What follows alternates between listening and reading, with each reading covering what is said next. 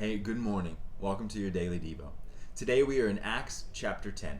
And this chapter is interesting. It's a long story about a guy named Cornelius and the apostle Peter.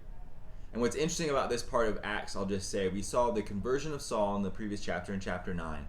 And what we're going to see over the next few chapters is the narrative is going to switch from following the apostle Peter to following Saul, or as becomes Paul, and he really becomes the driving force for the rest of the book of Acts. But this is a pivotal chapter in chapter 10. One of the last few focus stories about Peter, and we see something really interesting happen. And it begins by introducing us to Cornelius, who is a commanding officer, centurion, in the Roman army. And he was a devout, God-fearing man, it says. And he had this vision of God telling him about this guy Peter. And then it goes to Peter in verse 9. And he has this vision of heaven opening up, of this sheep coming down with all these different types of animals on it. And it tells him to kill and eat. And Peter thinks it's a test, and he says absolutely not, because there was animals there that Jews were not allowed to eat. They were animals that were unclean. And so Peter says, I'm not going to do it, no way. He thinks he's passing the test. But the voice from heaven reiterates to him that no, this is not just a test, but it says this: do not call anything impure that God has made clean. What this passage is saying is that the line between unclean and clean things, or pure and impure, is no longer there. That it's not Jews over here, God's chosen people, and then Gentiles over here. What it's saying is that everyone can become a child of God.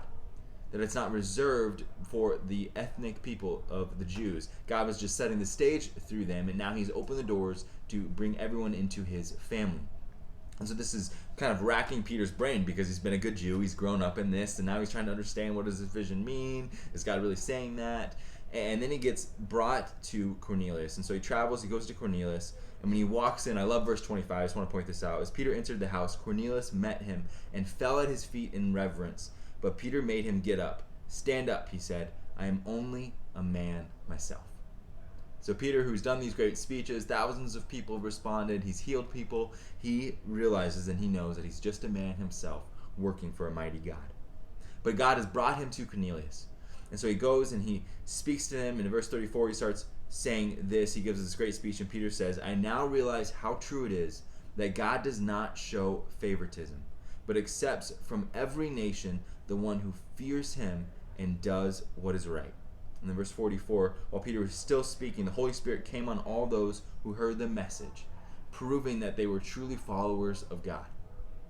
You see, this passage is speaking to the fact that the promises of God, God's goodness, God being your Father, is not reserved for a certain set of people. It's not reserved for a certain nation. It's not reserved for a certain ethnicity.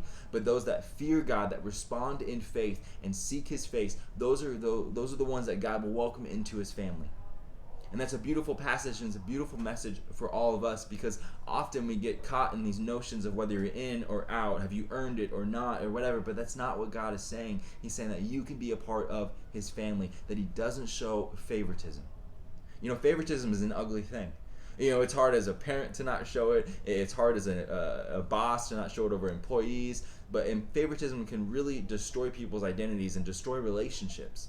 But God's saying, I don't have that.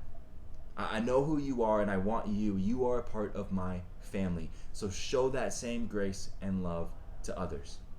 So as you go about your day today, how can you not show favoritism to your employees, your family members? How can you be overly loving and gracious and patient with others and point them to God, who wants them to be a part of his family too? Thanks for tuning in. We'll see you tomorrow.